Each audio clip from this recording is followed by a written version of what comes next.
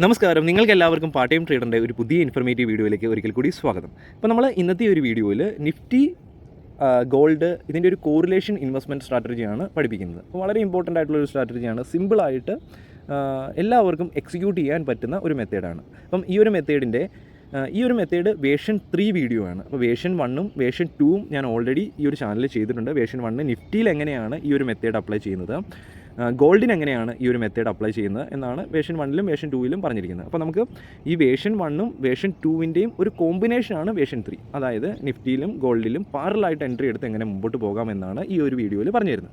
അപ്പോൾ തീർച്ചയായിട്ടും version 1ഉം version 2 കാണാത്തവരാണെങ്കിൽ ഈ വീഡിയോയുടെ ഡിസ്ക്രിപ്ഷനിൽ വീഡിയോ ലഭിക്കും. ആ വീഡിയോ കണ്ട് മനസ്സിലാക്കിയതിന് ശേഷം വേർഷൻ 3 കാണുവാണെങ്കിൽ കുറച്ചും കൂടെ എഫക്റ്റീവാണ്. ഓക്കെ, ഏതായാലും വേർഷൻ 1ഉം വേർഷൻ 2ഉം കണ്ടേ പറ്റുള്ളൂ, എങ്കിലാണ് നമുക്ക് കൃത്യമായിട്ട് വേർഷൻ 3 മനസ്സിലാവുള്ളൂ. ഓക്കെ, അപ്പോൾ തീർച്ചയായിട്ടും അത് കാണാൻ നോക്കുക. ഇനി നമ്മൾ ഈ ഒരു വീഡിയോ ഓർഗനൈസ് ചെയ്തിരിക്കുന്നത്, ഒന്നാമത് നമ്മൾ ഗോൾഡും നിഫ്റ്റിയും തമ്മിലുള്ള റിലേഷൻഷിപ്പ് എങ്ങനെയാണെന്ന് പറഞ്ഞു തരും. അതിനുശേഷം എഫക്റ്റീവ് ഇൻവെസ്റ്റ്മെൻറ്റ്, നമുക്ക് എങ്ങനെ ഇതിൻ്റെ അകത്ത് എൻട്രി എടുത്ത് പാരലായിട്ട് എൻട്രി എടുത്ത് നമ്മൾ എഫക്റ്റീവായിട്ട് ഇൻവെസ്റ്റ് ചെയ്ത് മുമ്പോട്ട് പോകാമെന്ന് പറഞ്ഞു തരും. മൂന്നാമത് നമുക്ക് SIP അല്ലെങ്കിൽ SWPയിലൂടെ നമുക്ക് എങ്ങനെ ഫൈനാൻഷ്യൽ ഫ്രീഡത്തിലേക്ക് എത്താൻ പറ്റും ഈ ഒരു മെത്തേഡ് ഉപയോഗിച്ച് എന്ന് പറഞ്ഞു തരും. ഓക്കെ, ഇത്രയും കാര്യങ്ങളാണ് ഈ ഒരു വീഡിയോയിൽ മുമ്പോട്ട് പോകുമ്പോഴത്തേനും ഓരോ സെക്ഷൻസായിട്ട് ലഭിക്കുന്നത്. അപ്പോൾ നമ്മൾ ആദ്യമേ തന്നെ ഈ ഒരു ബ്ലൂ ലൈൻ എന്താണ്, നിഫ്റ്റിയുടെ ചാർട്ടാണ്. ഈ ഒരു യെല്ലോ ലൈൻ എന്താണ്, ഗോൾഡിൻ്റെ ചാർട്ടാണ്. നമുക്കിവിടെ കാണാൻ സാധിക്കും, ഇവിടെ ഞാൻ നിഫ്റ്റിയുടെ ETF ആണ് എടുത്തിരിക്കുന്നത്, ഇവിടെ ഗോൾഡിൻ്റെ ETF ആണ് എടുത്തിരിക്കുന്നത്. അപ്പോൾ നമുക്ക് നിഫ്റ്റിയിൽ ഇൻവെസ്റ്റ് ചെയ്യണമെങ്കിൽ നമുക്ക് നിഫ്റ്റിയുടെ ETFൽ ഇൻവെസ്റ്റ് ചെയ്താൽ മതി. നിഫ്റ്റി ബീസ് എന്ന് പറഞ്ഞാൽ ഒരു ETF ആണ്. അപ്പോൾ നിഫ്റ്റി ബീസ് എടുത്താലും മതി നമുക്ക് നിഫ്റ്റിയിൽ ഇൻവെസ്റ്റ് ചെയ്യുന്നതിന് വേണ്ടി. അപ്പോൾ ഒരിക്കലും റെക്കമെൻഡേഷൻ അല്ല, ഒരു എഡ്യൂക്കേഷണൽ പർപ്പസിന് വേണ്ടിയാണ് ഈ നിഫ്റ്റി ബീസ് എന്നുള്ള പേരൊക്കെ പറയുന്നത്. ഓക്കെ, ഇനി ഗോൾഡിൻ്റെ അതാണെങ്കിൽ ഗോൾഡ് ബീസ് എടുത്താൽ മതി നമുക്ക് ഗോൾഡിൽ എൻട്രി എടുക്കുന്നതിന് വേണ്ടി. നമുക്കിവിടെ കാണാൻ സാധിക്കും, നിഫ്റ്റി നമുക്ക് അതിമനോഹരമായിട്ടുള്ള റിട്ടേൺ നമുക്ക് ഒരു ലോങ് ടൈമിൽ തന്നിട്ടുണ്ട്, അതിമനോഹരമായിട്ടുള്ള റിട്ടേൺ. അതുപോലെ തന്നെ നമുക്ക് ഗോൾഡും അതിമനോഹരമായിട്ടുള്ള റിട്ടേൺ ഇവിടെ നമുക്ക് കാണാൻ സാധിക്കും. ഗോൾഡും 530% അടുത്ത് വളരെ മനോഹരമായിട്ടുള്ള റിട്ടേൺ തന്നിട്ടുണ്ട്. ഈ ഒരു നിഫ്റ്റിയുടെ ചാർട്ട് മുകളിലും ഗോൾഡിൻ്റെ ചാർട്ട് താഴെ നിൽക്കാനുള്ള കാരണം എന്ന് പറഞ്ഞു കഴിഞ്ഞാൽ, ഈ ഒരു ഡിഫറൻസ് ഇങ്ങനെ വരാൻ കാരണമെന്ന് പറഞ്ഞു കഴിഞ്ഞാൽ, ഈ ഒരു നിഫ്റ്റി കുറച്ച് വോളറ്റൈലാണ്. അതായത് നിഫ്റ്റി കുറച്ച് സ്പീഡായിട്ട് മുകളിലേക്ക് പോകും, സ്പീഡായിട്ട് താഴോട്ട് വരും. പക്ഷേ ഗോൾഡ് അങ്ങനെയല്ല, ഒരു കമ്മോഡിറ്റി അസറ്റാണ്. മുകളിലേക്ക് പോകുന്നതും കുറച്ച് പതുക്കെ ആയിരിക്കും, സ്ലോ ആയിട്ടായിരിക്കും. അതുപോലെ തന്നെ താഴോട്ട് വരുവാണെങ്കിലും പതുക്കെ കുറച്ച് സ്ലോ ആയിട്ടാണ് വരുള്ളൂ. അതുകൊണ്ട് തന്നെ നിഫ്റ്റി തന്ന അത്രയും റിട്ടേൺ ഗോൾഡ് തന്നിട്ടില്ല. എങ്കിലും നിഫ്റ്റി ഗോൾഡ് കോമ്പിനേഷൻ നമുക്ക് ഇൻവെസ്റ്റ്മെൻറ്റ് നമുക്ക് എഫക്റ്റീവായിട്ട് മുമ്പോട്ട് ചെയ്യാൻ സാധിക്കുന്നതായിരിക്കും. അപ്പം ഇനി conventional wisdom indicate that the Nifty equity market, അതായത് നിഫ്റ്റി എന്ന് പറഞ്ഞാൽ ഇക്വിറ്റി മാർക്കറ്റാണ്, gold are always inversely correlated. അതായത് നമ്മൾ ഇവിടെ പറയുന്നുണ്ട് ഗോൾഡും നിഫ്റ്റിയും ഓൾവേസ് ഇൻവേഴ്സ്ലി കോറിലേറ്റഡ്. അത് എക്സാക്റ്റ് ആയിട്ട് ഇൻവേഴ്സ്ലി അല്ല. അതായത് ഗോൾഡ് മുകളിലേക്ക് പോകുമ്പം നിഫ്റ്റി താഴോട്ട് വരും. 100% അങ്ങനെയല്ല, always. Okay, this is because gold is seen as the safe house asset whose demand rises when equity markets are underperforming. നമുക്കിവിടെ പറയുന്നുണ്ട്, ഇക്വിറ്റി മാർക്കറ്റ് അണ്ടർ പെർഫോം ചെയ്യുന്ന സമയത്ത്, നിഫ്റ്റി താഴോട്ട് വരുന്ന സമയത്ത് ഗോൾഡ് ഒരു സേഫ് അസറ്റാണ്, അതിൻ്റെ ഡിമാൻഡ് ഇൻക്രീസ് ചെയ്യുന്നു, അത് പതുക്കെ മുകളിലേക്ക് പോയി നമ്മുടെ പോർട്ട്ഫോളിയോ മാനേജ് ചെയ്യാൻ, പോർട്ട്ഫോളിയോ ഒരു ബാലൻസ് ചെയ്യാൻ ഹെൽപ്പ് ചെയ്യും എന്നാണ് പറയുന്നത്. അപ്പോൾ നമ്മൾ ഈ ഒരു ഇൻവേഴ്സ് പ്രൊപ്പോർഷൻ, ഇത് നമ്മൾ അതിൻ്റെ ഒരു ഫലമാണ് നമ്മൾ ഈ ഒരു മെത്തേഡിലൂടെ എടുക്കാൻ പോകുന്നത്. ഓക്കെ, നമ്മളെപ്പോഴും എന്താണ്, ഒരു ക്വാളിറ്റി ഉള്ള അസറ്റിൽ വിലക്കുറവ് കിട്ടി കഴിയുമ്പോഴാണ് നമ്മൾ അതിൻ്റെ അകത്ത് എൻട്രി എടുക്കുന്നത്. അപ്പോൾ ഏതാണോ ക്വാളിറ്റി ഉള്ള അസറ്റ്, ഒരിക്കലും ക്വാളിറ്റി ഉള്ള അസറ്റിൽ മാത്രം, അതായത് ക്വാളിറ്റി, നിഫ്റ്റി എന്ന് പറഞ്ഞു കഴിഞ്ഞാൽ ഇന്ത്യൻ മാർക്കറ്റിൻ്റെ ഇൻഡെക്സ് ആണ്, അതൊരു ക്വാളിറ്റി ഉണ്ടെന്ന് ട്രസ്റ്റ് ഉള്ളതുകൊണ്ടാണ് നമ്മൾ അതിൻ്റെ അകത്ത് എൻട്രി എടുക്കാൻ പോകുന്നത്. അപ്പോൾ ട്രസ്റ്റ് ഉള്ളവർ എൻട്രി എടുക്കുക, ട്രസ്റ്റ് ഇല്ലാത്തവർ എൻട്രി എടുക്കാതിരിക്കുക. ഇനി ഗോൾഡ് ഫ്യൂച്ചറിൽ മുകളിലേക്ക് പോകുന്ന ട്രസ്റ്റ് ഉള്ളവരാണെങ്കിൽ എൻട്രി എടുക്കുക, ഇല്ലെങ്കിൽ ഗോൾഡ് ഒഴിവാക്കാം. ഓക്കെ, ഈ ഒരു മെത്തേഡിൻ്റെ അകത്ത് എനിക്ക് ഫ്യൂച്ചറിൽ ട്രസ്റ്റ് ഉള്ളതുകൊണ്ട് മാത്രമാണ് ഞാൻ ഗോൾഡിലും നിഫ്റ്റിയിലും എൻട്രി എടുത്ത് ഒരു പാരലായിട്ട് ഈ ഒരു മെത്തേഡ് പ്ലാൻ ചെയ്ത് മുമ്പോട്ട് പോകുന്നത്. ഓക്കെ, അപ്പോൾ ഇനി നമ്മളിവിടെ ഒരു ബോക്സ് 1 2 3 4 4 ബോക്സസ് വരച്ചിട്ടുണ്ട്. അപ്പോൾ നമുക്കിവിടെ കാണാൻ സാധിക്കും, ഈ ഒരു ഗോൾഡ് മുകളിലേക്ക് ഗോൾഡ് യെല്ലോ ലൈനാണ്, ബ്ലൂ നിഫ്റ്റിയുടെ ലൈനാണ്. അപ്പം ഇവിടെ ഈ ഒരു ടൈം ഡ്യൂറേഷനിൽ നമുക്ക് ഗോൾഡ് നല്ല രീതിയിൽ പെർഫോം ചെയ്യുന്നുണ്ട്, പക്ഷേ നിഫ്റ്റി അവിടെ പെർഫോം ചെയ്യുന്നില്ലെന്ന് കാണാൻ സാധിക്കും. ഇവിടെ നമുക്കൊരു ഫൈനാൻഷ്യൽ ക്രൈസ് വന്നതാണ് 2008-2010 കാലഘട്ടത്തിൽ. അവിടെ എന്താണ്, നിഫ്റ്റി താഴോട്ട് വന്നു, ഗോൾഡ് മുകളിലേക്ക് പോകുന്നതാണ് ഇവിടെ കാണാൻ സാധിക്കുന്നത്.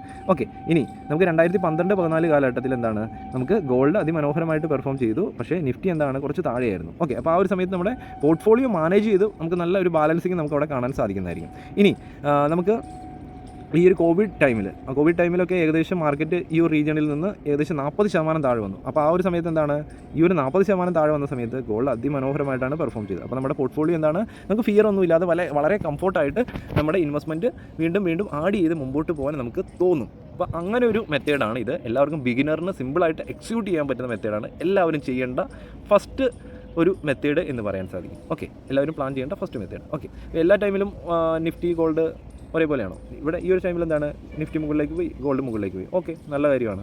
ഇവിടെ നിഫ്റ്റി മുകളിലേക്ക് പോയി ഗോൾഡ് മുകളിലേക്ക് പതുക്കെ പോകുന്നുണ്ട്. ഓക്കെ, നല്ല കാര്യമാണ്. ഈ ഒരു റീജിയനിൽ നിഫ്റ്റി മുകളിലേക്ക് പോയി ഗോൾഡ് മുകളിലേക്ക് പോയി. ഓക്കെ, നമുക്ക് എപ്പോഴാണ് വേണ്ടത്? നമുക്ക് മാർക്കറ്റ് നിഫ്റ്റി അങ്ങനെ പോയി നിഫ്റ്റി താഴോട്ട് വരുന്ന സമയത്ത്, ഇങ്ങനെ നിഫ്റ്റി താഴോട്ട് വരുന്ന സമയത്താണ് നമുക്ക് ഗോൾഡിൻ്റെ ഹെൽപ്പ് വേണ്ടത്. അതെപ്പോഴാണ്? ഗോൾഡ് പതുക്കെ ഇങ്ങനെ നിൽക്കുമായിരിക്കും. ആ ഒരു സമയത്ത് നിഫ്റ്റി താഴോട്ട് പോകുന്ന സമയത്ത് നമുക്ക് ഇങ്ങനെ ചെറിയൊരു മുകളിലേക്കുള്ള മൂവ്മെൻറ്റാണ് നമുക്ക് ആവശ്യമുള്ളത്. ഓക്കെ, ഇത് മനസ്സിലായി ഞാൻ വിചാരിക്കുന്നു. ഇനി ഞാനിവിടെ നിഫ്റ്റി ബീസിൻ്റെ ചാർട്ടും ഗോൾഡ് ബീസിൻ്റെ ചാർട്ടും വീക്കിലി ചാർട്ട് എടുത്തിട്ടുണ്ട്. Okay, weekly chart. അപ്പം വീക്കിലിയിൽ ചാർട്ട് എങ്ങനെ പ്ലേസ് ചെയ്യാം, അതുപോലെ തന്നെ ഈ നിഫ്റ്റി ബീസിൽ ഈ 4 മൂവിങ് ആവറേജ് എങ്ങനെ ആഡ് ചെയ്യാം, അതുപോലെ തന്നെ ഗോൾഡ് ബീസിൽ എങ്ങനെ മൂവിങ് ആവറേജ് ആഡ് ചെയ്യാം എന്നുള്ള വീഡിയോസ് എല്ലാം ആ വേർഷൻ 1ലും വേർഷൻ 2ലും കൃത്യമായിട്ട് പറഞ്ഞിട്ടുണ്ട്. ഒരിക്കലും തെറ്റിദ്ധാരണ ഉണ്ടാകാൻ പാടില്ലാത്തൊരു കാര്യമാണ് ഈ ഒരു മൂവിങ് ആവറേജും നിഫ്റ്റി ബീസിലെ മൂവിങ് ആവറേജിൻ്റെ ലെങ്ത് ആയിരിക്കില്ല ഗോൾഡ് ബീസിലെ മൂവിങ് ആവറേജിൻ്റെ ലെങ്ത്. അതൊരിക്കലും തെറ്റിദ്ധാരണ ഉണ്ടാകരുത്. രണ്ടിടത്തും ഒരേ ലെങ്ത്തുള്ള മൂവിങ് ആവറേജ് ആഡ് ചെയ്യരുത്. നിഫ്റ്റി പഠിക്കുന്ന സമയത്ത് എന്താണ്, മൂവിങ് ആവറേജിൻ്റെ ലെങ്ത് ചേഞ്ച് ചെയ്യണം. ഗോൾഡ് ചാർട്ട് ഓപ്പൺ ആക്കുന്ന സമയത്ത് എന്താണ്, മൂവിങ് ആവറേജിൻ്റെ ലെങ്ത് ചേഞ്ച് ചെയ്യണം. എന്താണ് കാരണം? എന്താണ്, നിഫ്റ്റി ഒത്തിരി വോളറ്റിലിറ്റി കൂടുതലാണ് ഗോൾഡിനെ കമ്പയർ ചെയ്യുമ്പോൾ. അപ്പോൾ അതുകൊണ്ടാണ് മൂവിങ് ആവറേജിൻ്റെ ലെങ്ത് എപ്പോഴും നിഫ്റ്റിയിൽ കൂടുതലായിരിക്കും. ഓക്കെ, മനസ്സിലായി ഞാൻ വിചാരിക്കും. നമുക്കിവിടെ 2005 തൊട്ട് 2010 വരെയുള്ള ചാർട്ടാണ് നമ്മൾ എടുത്തിരിക്കുന്നത്. പക്ഷേ ഇവിടെ എന്താണ്, ഗോൾഡിൽ നമുക്ക് 2005 തൊട്ട് 2010 വരെയുള്ള ഉണ്ടോ? ഇല്ല. നമുക്ക് 2007 പകുതി തൊട്ട് 2010 വരെയുള്ള ചാർട്ടാണ് നമുക്ക് ഗോൾഡിൽ അവൈലബിൾ ഉള്ളൂ. അതുകൊണ്ടാണ് ഞാൻ ഇങ്ങനെ എടുത്തിരിക്കുന്നത്. ഇനി ഈ 2008 സിനാരിയോ കറക്റ്റ് താഴെ നമുക്ക് ഓരോ വർഷങ്ങളും കിട്ടും. 2009 താഴെ 2009, 2010 താഴെ 2029. നമുക്ക് എന്താണ് ഒന്ന് കമ്പാരിസൺ നടത്തുന്നതിന് വേണ്ടിയാണ്. അപ്പോൾ നമുക്ക് ഞാനിവിടെ പ്ലാൻ ചെയ്യുന്നത് എന്താണ്, നമ്മൾ ആദ്യത്തെ വീഡിയോയിലും പറഞ്ഞു, ഫസ്റ്റ് മൂവിങ് ആവറേജിൽ വന്നു കഴിഞ്ഞാൽ എന്താണ്, നമ്മൾ 1x എൻട്രി എടുക്കും. സെക്കൻഡ് മൂവിങ് ആവറേജിലിട്ട് വരുമ്പോൾ എന്താണ് 2x എൻട്രി എടുത്ത് ആവറേജ് ചെയ്യും. മൂന്നാമത്തേൻ്റെ അതിൽ പോയി കഴിഞ്ഞാൽ 4x എൻട്രി എടുത്ത് ആവറേജ് ചെയ്യും. താഴോട്ട് വന്നു കഴിഞ്ഞാൽ എന്താണ്, നാലാമത്തെ മൂവിങ് ആവറേജിലിട്ട് പോയി കഴിഞ്ഞാൽ എത്രയാണ്, 8x എടുത്ത് ആവറേജ് ചെയ്യും. ഓക്കെ, അപ്പോൾ അത് മനസ്സിലായി ഞാൻ വിചാരിക്കുന്നു. ഇനി എൻ്റെ 1x എന്ന് പറയുന്നത് എത്രയാണ്, ഒരു പക്ഷേ അത് 10,000 ആയിരിക്കും. ഞാൻ 10,000 കണ്ടായിരിക്കും കൊടുക്കുന്നത്, 10K കണ്ട്. ഇനി എൻ്റെ 2x എത്രയാണ്, 2 × 20K. അപ്പോൾ ഞാൻ ഇങ്ങനെയാണ് പ്ലാൻ ചെയ്യുന്നത്. ഇനി 4x എത്രയാണ്, എൻ്റെ 2x എന്ന് പറയുന്നത് 1x equal to 10K, 2x equal to 20K, 4x equal to 40K, 8x equal to 80K.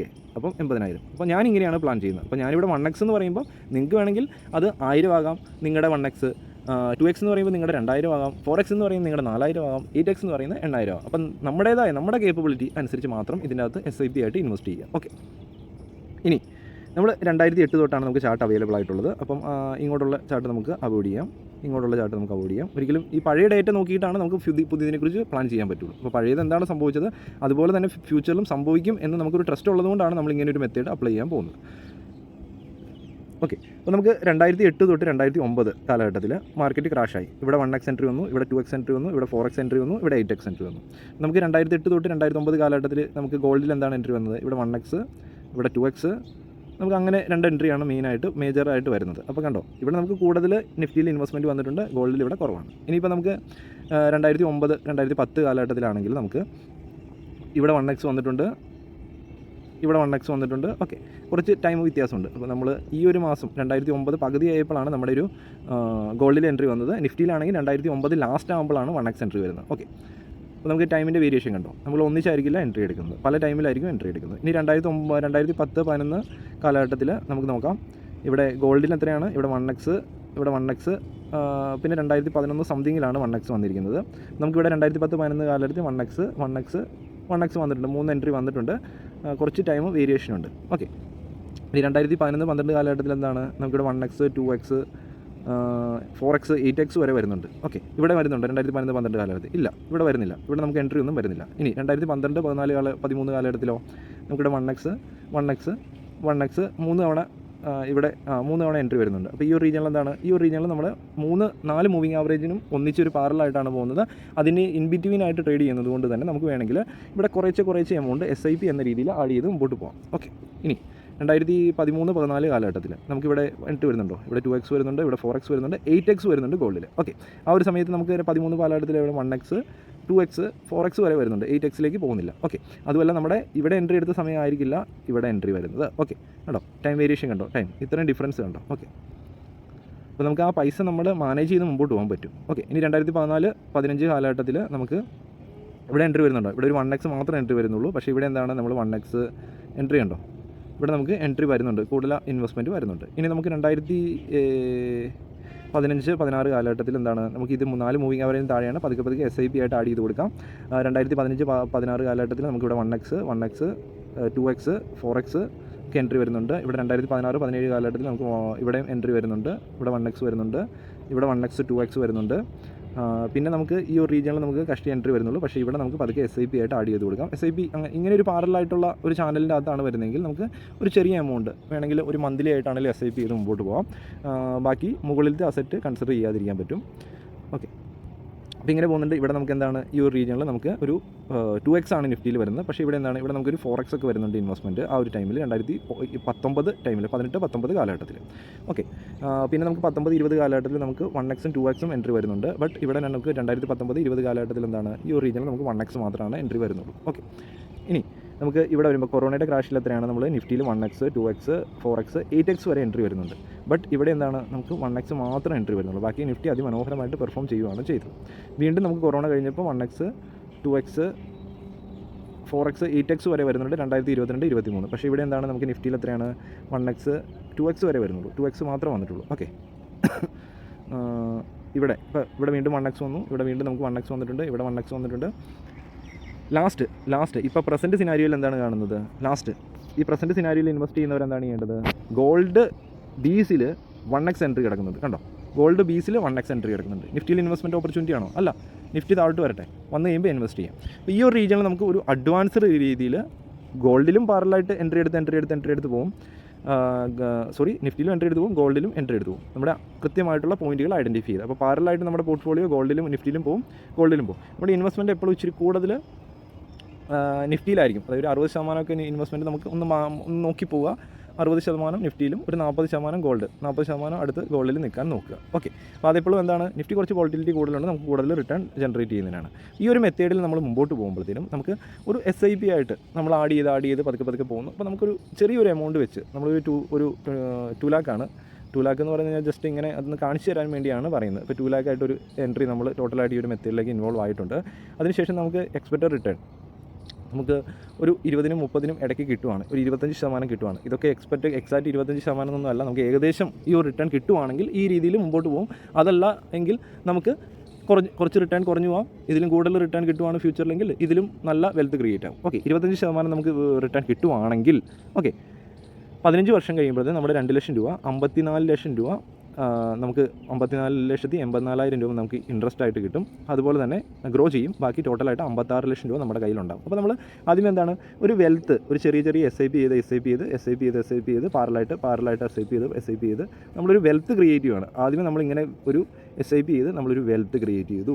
നമ്മുടെ കയ്യിൽ 50 lakh ക്യാപിറ്റലായി. ഓക്കെ, എത്ര വർഷം കഴിയുമ്പോൾ? 15 വർഷം കഴിയുമ്പോൾ. ഓക്കെ, ഇനി നമുക്ക് റിട്ടയർമെൻറ്റിനെ കുറിച്ച് പ്ലാൻ ചെയ്യണം. എന്താണ്, SWPയിലേക്ക് വരുവാണ്. അപ്പോൾ ഇത്രയും നാളെ SIP ആണ് ഇത്. ഇനി നമ്മൾ ഇൻവെസ്റ്റ് ചെയ്യുകയല്ലേ ചെയ്യുന്നത്, അതിൻ്റെ അന്ന് വിഡ്രോ ചെയ്യുകയാണ് ഇതൊന്ന്. അപ്പോൾ നമുക്കൊരു 25% റിട്ടേൺ കിട്ടുവാണെങ്കിൽ നല്ല കാര്യം ഫ്യൂച്ചറിലേക്ക്. അതല്ല 25 അല്ല, ഒരു 20% കിട്ടുവാണെങ്കിലും ഓക്കെയാണ്.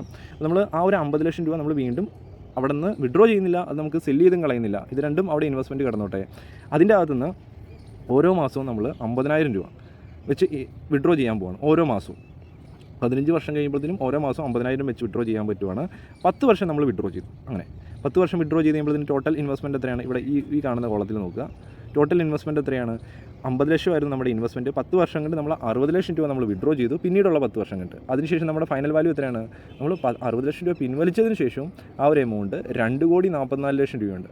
അപ്പം എന്താണ്, നമ്മൾ 60 ലക്ഷം രൂപ വിഡ്രോ ചെയ്തു, പിന്നെയും 2,44 ലക്ഷം രൂപ ക്യാപിറ്റൽ അതിമനോഹരമായിട്ട്. അതായത് നമ്മൾ എല്ലാ മാസവും പാസീവായിട്ട് 50,000 രൂപ വെച്ച് വിഡ്രോ ചെയ്തു ഓരോ മാസവും. അതിനുശേഷം 50 ലക്ഷം എന്ന ക്യാപിറ്റൽ വളർന്ന് 2.5 കോടിയിലേക്ക് എത്തിയിരിക്കുകയാണ്. അപ്പോൾ ചോദിക്കും, അന്നത്തെ 2.5 കോടിക്ക് വിലയുണ്ടോയെന്ന്. അന്നത്തെ 2.5 കോടി ഇൻഫ്ലേഷൻ വെച്ച് നോക്കുവാണെങ്കിൽ നമുക്ക് നല്ല വിലയുണ്ട്. ഓക്കെ, അപ്പം ഈ ഒരു 10 വർഷം കഴിയുമ്പോൾ നമുക്ക് എന്ത് ചെയ്യാൻ പറ്റും? ഈ ഒരു 2.5 crore നിന്ന് നമുക്ക് ആ ഒരു 10 വർഷം കഴിയുമ്പോൾ, അതായത് ഇന്നത്തെ ടൈമിൽ നിന്ന് 25 വർഷം കഴിയുമ്പോഴത്തേനും നമുക്ക് ഓരോ മാസവും ഇതിൻ്റെ 1% വെച്ച് നമുക്ക് വിഡ്രോ ചെയ്യാം. അപ്പോൾ എത്രയാണ്? ഏകദേശം 2.5 ലക്ഷം രൂപ വെച്ച് നമുക്ക് ഓരോ മാസവും വിഡ്രോ ചെയ്യാൻ പറ്റും. ഓക്കെ, കറക്റ്റ് അല്ലേ? ആ ഒരു സമയത്താണ് 2.5 ലക്ഷം വെച്ച് ഓരോ മാസം ഫ്യൂച്ചറിലേക്ക് വിഡ്രോ ചെയ്യാം. പിന്നെയും 10 വർഷം കഴിയുമ്പോൾ എത്രയാണ് ആ ക്യാപിറ്റൽ വീണ്ടും ഗ്രോ ചെയ്യും. നമ്മൾ കുറേ എമൗണ്ട് വിഡ്രോ ചെയ്ത് കണ്ടിട്ടുണ്ടാവും. അത് വീണ്ടും 10% വെച്ച് ഓരോ ശതമാനം വെച്ച് അതിൻ്റെ വീണ്ടും വിഡ്രോ ചെയ്യും. അപ്പോൾ അതാണ് നമുക്ക് ഒരിക്കലും ഇൻഫ്ലേഷൻ നമ്മൾ പിടികൊടുക്കില്ല. ഇൻഫ്ലേഷൻ നമ്മൾ ബീറ്റ് ചെയ്യും. അതുപോലെ തന്നെ നമ്മുടെ ക്യാപിറ്റൽ പതുക്കെ വീണ്ടും ഗ്രോ ചെയ്ത് മുമ്പോട്ട് പോകും. നമുക്ക് 25% ഒന്നും വേണ്ട, നമുക്ക് 20% ആണെങ്കിലും കിട്ടിയാൽ മതി. അമേസിംഗ് ആയിട്ടുള്ള വെൽത്ത് കിട്ടും. ഇവിടെ നമുക്ക് 25% ഒന്നും വേണ്ട, നമുക്ക് 20% കിട്ടിയാൽ മതി. 25% നല്ല റിട്ടേൺ എന്ന് പറഞ്ഞ് നമുക്ക് മുമ്പോട്ട് പോകാൻ സാധിക്കുന്നതായിരിക്കും. അപ്പോൾ ഈ കാര്യങ്ങൾ വ്യക്തമായിട്ട് മനസ്സിലായെന്ന് ഞാൻ വിചാരിക്കുന്നു. ഞാൻ മാക്സിമം എഫോർട്ട് എടുത്തിട്ടുണ്ട് ഇതിൻ്റെ ഒരു കോറിലേഷൻ മെത്തേഡ് കാണിച്ചു തരാൻ വേണ്ടി. തീർച്ചയായിട്ടും നിങ്ങൾ ഈ വീഡിയോ ഇഷ്ടപ്പെട്ട് കഴിഞ്ഞാൽ ഒരു ലൈക്ക്, അതായത് നമ്മൾ നല്ല എഫോർട്ട് എടുത്തിട്ടാണ് വേഷൻ 1ഉം വേഷൻ 2ഉം വേഷൻ 3യും കൊണ്ടുവന്നത്. അപ്പോൾ തീർച്ചയായിട്ടും നിങ്ങൾ ബിഗിനർ ആണെങ്കിൽ ചെയ്യേണ്ട ഒന്നാമത്തെ ഒരു ഇൻവെസ്റ്റ്മെൻറ്റ് മെത്തേഡ് ഒരു SIP ആയിട്ട് ചെയ്യാൻ ആഗ്രഹിക്കുന്നവരാണെങ്കിൽ, മന്ത്ലി സാലറി കിട്ടുന്നവരാണെങ്കിലും അല്ലെങ്കിൽ മറ്റെന്തെങ്കിലും ജോലി ചെയ്യുന്നവരാണെങ്കിലും മന്ത്ലി ആണെങ്കിലും കുറച്ച് എമൗണ്ട് മാറ്റി വെച്ചിട്ട് ചെയ്യേണ്ട ഒരു ഇൻവെസ്റ്റ്മെൻ്റ് ആണ് ഈ ഒരു മെത്തേഡ്. വളരെ വാല്യുബിൾ ആയിട്ടുള്ള വീഡിയോ ആണ്. അതേ രീതിയിൽ തന്നെ നിങ്ങൾ റെസ്പോൺസ് തരിക. വീഡിയോ ഇഷ്ടപ്പെട്ട് കഴിഞ്ഞാൽ ഇഷ്ടപ്പെട്ടു എന്ന് പറയുക. തീർച്ചയായിട്ടും എന്തെങ്കിലും കൂടുതൽ ഇങ്ങനെയുള്ള മെത്തേഡ്സ് 1 by 1 ആയിട്ട് കിട്ടണമെങ്കിൽ തീർച്ചയായിട്ടും നിങ്ങളുടെ കമൻറ്റ് രേഖപ്പെടുത്തുക. ഇഷ്ടപ്പെട്ടോ എന്ന് പറയുക. ചാനൽ സബ്സ്ക്രൈബ് ചെയ്യുക. ബാക്കിയുള്ള ഈ ഒരു കംപ്ലീറ്റ് സ്ട്രാറ്റജീസ് മനസ്സിലാക്കാൻ വേണ്ടി സെപ്പറേറ്റ് ആയിട്ടൊരു പ്ലേലിസ്റ്റ് ചെയ്തിട്ടുണ്ട്. അത് കംപ്ലീറ്റ് ആയിട്ടുള്ള ചാനലിൽ നിന്ന് സ്ട്രാറ്റജീസ് ഐഡൻറ്റിഫൈ ചെയ്യാൻ വേണ്ടി ഒരു പ്ലേലിസ്റ്റ് തന്നെ ക്രിയേറ്റ് ചെയ്ത് വെച്ചിട്ടുണ്ട്. അതിൻ്റെ അകത്ത് പുതിയ സ്ട്രാറ്റജീസ് 1 by 1 ആയിട്ട് ആഡ് ചെയ്ത് തരുന്നതായിരിക്കും. അപ്പോൾ നിങ്ങളുടെ ഫീഡ്ബാക്ക് അനുസരിച്ചാണ്. അപ്പോൾ ഞാൻ വേഷൻ 1ൽ ഒരുപാട് ഫീഡ്ബാക്ക് തന്നു, പക്ഷേ വേഷൻ 2ൽ ഫീഡ്ബാക്ക് കുറവായിരുന്നു. എനിക്ക് തോന്നുന്നത് ഗോൾഡിൽ ഇൻവെസ്റ്റ് ചെയ്യാൻ ഒരുപാട് പേർക്കും ഇഷ്ടമില്ലാത്തതുകൊണ്ടാണോ എന്നൊരു ഡൗട്ടുണ്ട്. ബട്ട് നമുക്ക് ഗോൾഡ്, നിഫ്റ്റി രണ്ടിൻ്റെ ഒരു കോമ്പിനേഷൻ നമ്മൾ എപ്പോഴും നല്ലതാണ്, നമ്മൾ നിഫ്റ്റിയിൽ മാത്രം ഇൻവെസ്റ്റ് ചെയ്യുന്ന സമയത്ത്. അപ്പോൾ ബിഗിനർ ആണെങ്കിൽ ഒരു അഡ്വാൻസ്ഡ് ഇൻവെസ്റ്റ്മെൻ്റ് ആണിത്.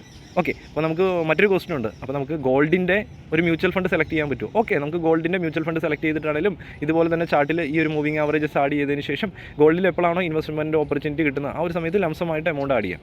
അപ്പോൾ ഗോൾഡിൻ്റെ SIP പ്ലാൻ അല്ല എടുക്കേണ്ടത്, ഗോൾഡ് മ്യൂച്വൽ ഫണ്ട് ലംസം പ്ലാനാണ് എടുക്കേണ്ടത്. അതായത് ഒരു ബൾക്കായിട്ട് ഒന്നിച്ച് ഒരു എമൗണ്ട് ആഡ് ചെയ്തു, അതിനുശേഷം വീണ്ടും ഗോൾഡിൽ ഇൻവെസ്റ്റ്മെൻറ്റ് ഓപ്പർച്യൂണിറ്റി വരുമ്പോഴത്തേനും അതിൻ്റെ അത് വീണ്ടും ഒന്നിച്ച് ആഡ് ചെയ്ത് കൊടുത്തു. അതുപോലെ തന്നെ Nifty 50യുടെ ഇൻഡെക്സ് ഫണ്ടുകൾ കിട്ടും. അപ്പോൾ ഇൻഡെക്സ് ഫണ്ടും നമുക്ക് പാരലായിട്ട്, ഇൻഡെക്സ് ഫണ്ടും ഗോൾഡിൻ്റെ ഒരു മ്യൂച്വൽ ഫണ്ടും കൂടെ അത് തമ്മിൽ പാരലായിട്ടാണെങ്കിലും ചെയ്ത് മുമ്പോട്ട് പോകാൻ സാധിക്കുന്നതായിരിക്കും. അപ്പോൾ അതും ഒരു നല്ല മെത്തേഡാണ്. അപ്പോൾ ഇത് വ്യക്തമായിട്ട് മനസ്സിലായി എന്ന് ഞാൻ വിചാരിക്കുന്നു, വാല്യുബിളായി എന്ന് ഞാൻ വിചാരിക്കുന്നു. തീർച്ചയായിട്ടും സപ്പോർട്ട് ചെയ്യാൻ താല്പര്യമുള്ളവരാണെങ്കിൽ ലൈക്ക് ചെയ്ത് സപ്പോർട്ട് ചെയ്യുക, അല്ലെങ്കിൽ കമൻറ്റ് ചെയ്ത് സപ്പോർട്ട് ചെയ്യുക. അപ്പം ഈ വീഡിയോ വളരെ എഫോർട്ട് എടുത്തിട്ടാണ് ചെയ്തത്. അപ്പോൾ നിങ്ങളുടെ താങ്ക് യു. ഈ വീഡിയോ കണ്ട നിങ്ങൾക്ക് എല്ലാവർക്കും നന്ദി. അപ്പോൾ ഒരു പുതിയൊരു വീഡിയോ ആയിട്ട് ഉടൻ കാണുന്നവരെ good bye and Jai Hind.